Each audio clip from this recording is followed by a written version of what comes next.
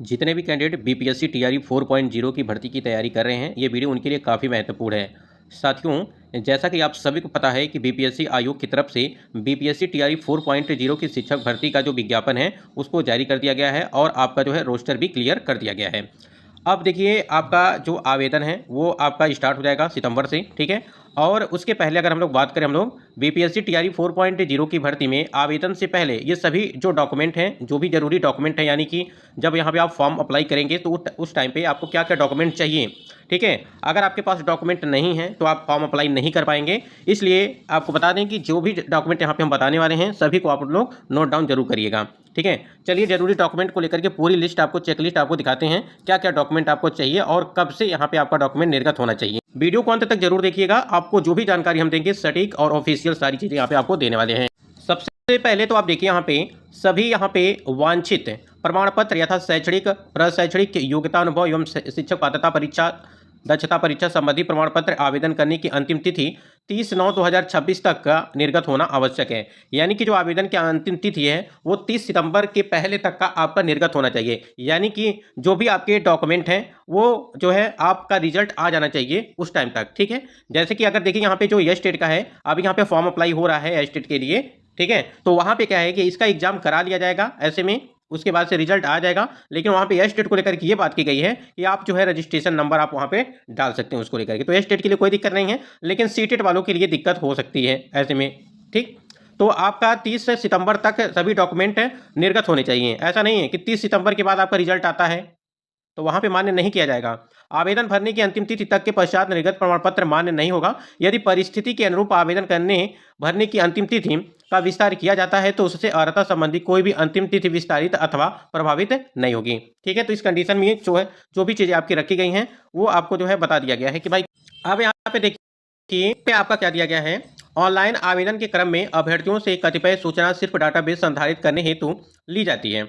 अगर उक्त सूचना से संबंधित किसी प्रकार का छूट विज्ञापन में अंकित नहीं है तो उसका दावा न तो मान्य होगा और न ही उसका लाभ दे होगा। विज्ञापन में वर्णित सूचनाएं, शर्त, जानकारी किसी भी प्रकार का छूट की अंतिम रूप से मान्य यहाँ पे होगा। अगर यहाँ पे विज्ञापन में आपको आरक्षण से संबंधित कोई चीजें बात की गई हैं तभी आपका मान्य होगा, ठीक है, अन्यथा उसमें मान्य नहीं किया जाएगा। इस बात को भी आप ध्यान रखेंगे। अब देखिए, यहाँ पे आयोग द्वारा किसी भी समय मांगे जाने पर अभ्यर्थियों को सक्षम प्राधिकारी द्वारा निर्गत निम्नलिखित प्रमाण पत्रों की मूल प्रतियां सत्यापन हेतु प्रस्तुत करना अनिवार्य होगा।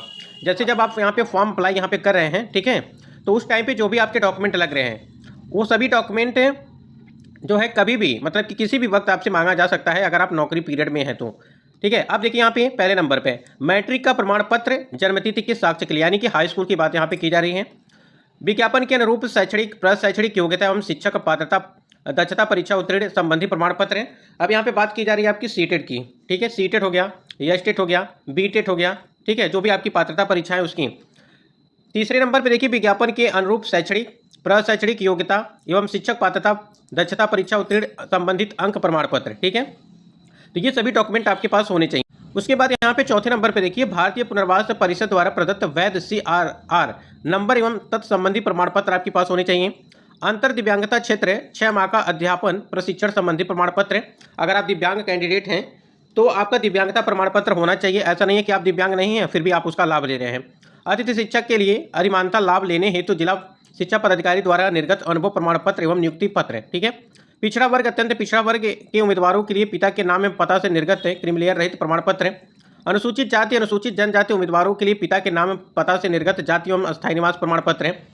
ये जितने भी डॉक्यूमेंट आपको बताए जा रहे हैं सभी डॉक्यूमेंट आपके लगेंगे और जब डॉक्यूमेंट वेरिफिकेशन आपका कराया जाएगा तो उस टाइम पे भी ये सभी डॉक्यूमेंट आपको जो है बीपीएससी का वाटर मार्क लग करके आपको पीडीएफ फॉर्म में आपको दिया जाएगा, ठीक। तो ये सभी, तो यहाँ पे ये आपका हो गया, यहाँ पे जाति प्रमाण पत्र है, ठीक है, ये जाति प्रमाण पत्र हो गया, अस्थायी निवास प्रमाण पत्र है।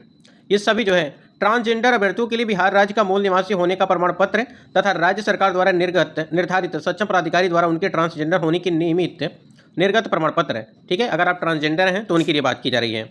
बिहार राज्य के अस्थायी निवासी अनारक्षित वर्ग की महिला, अब देखिए एक चीज ध्यान रखिएगा, ये जो बात की जा रही है बिहार के अस्थायी निवासी जो अनारक्षित यानी कि जो जनरल कैंडिडेट हैं,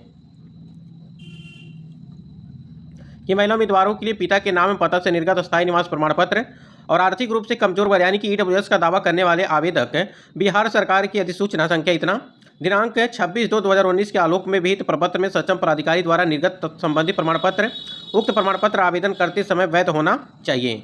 ठीक है, और जो भी आप यहाँ पे डॉक्यूमेंट है आपके, हम तो कहेंगे कि भाई जितने भी आपके डॉक्यूमेंट है जैसे जात, निवास, आय, ये सभी तो बिहार के जितने भी अभ्यर्थी हैं उनके लिए काम आएगा ही।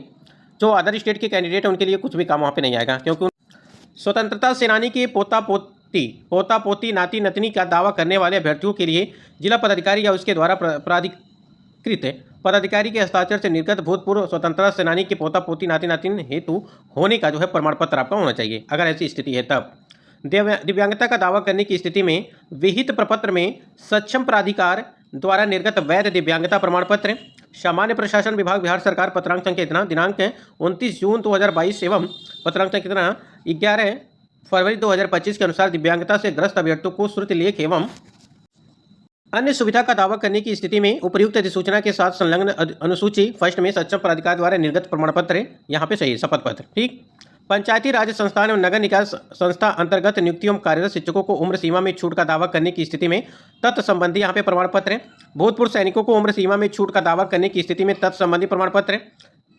ये सभी जितने भी डॉक्यूमेंट बिहार सरकार के सरकारी सेवकों को उम्र सीमा में छूट करने की स्थिति में इनके जो प्रमाण पत्र चाहिए।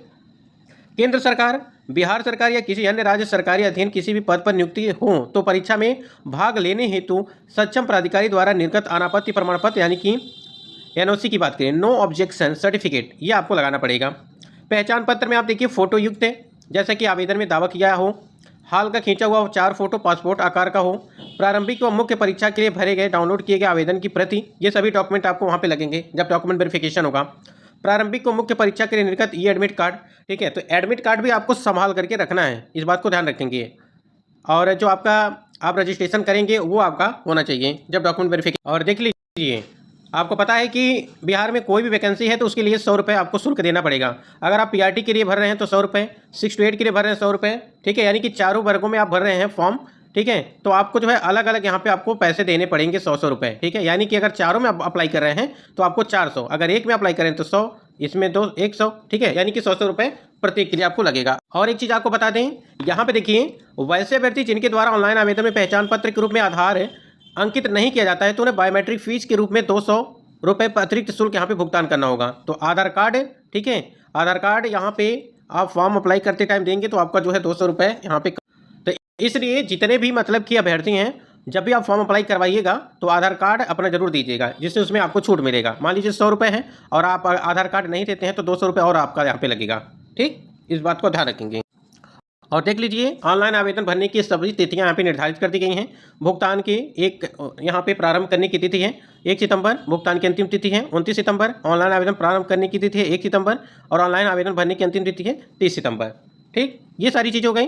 और स्टेट को लेकर के बात की गई है कि ऑनलाइन आवेदन में पत्र में माध्यमिक शिक्षक पात्रता परीक्षा या स्टेट के रिजल्ट कार्ड नंबर के स्थान पर बीएसबी यूनिक आईडी नंबर एवं निर्गत तिथि के स्थान पर परीक्षा फल प्रकाशन की तिथि अंकित करना है।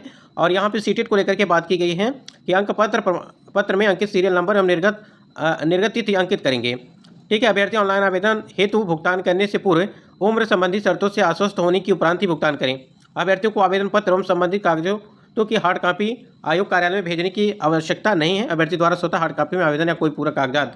तो सभी हमने डॉक्यूमेंट को लेकर के बता दिया। एक बार और ऐसे ही बता देते हैं, हाई स्कूल, इंटर, ग्रेजुएशन, ठीक है, उसके बाद से सीटेट हो गया, पेपर 1, पेपर 2, फिर जात, निवास, आय, आधार कार्ड, आईडी के रूप में फ़ोटो, ये सभी जो है आपके पास होने चाहिए। मतलब कितना जो है डॉक्यूमेंट आपका होना चाहिए।